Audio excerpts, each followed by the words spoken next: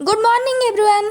आज सकाल सकाल मु चिया सीड पानी पी सारी गोटे बढ़िया गुड़ा और छतियार पणा करके पी देती। तापर लगी पड़ली गोटे पार्सल आसला तार ओपनिंग रे जो थी ऑयल पुरिया को बोतल। जेहेतु संडे थिला सेति ब्रेकफास्ट किसी हेवी न करने डायरेक्ट लगी गली लंच प्रिपरेशन रे।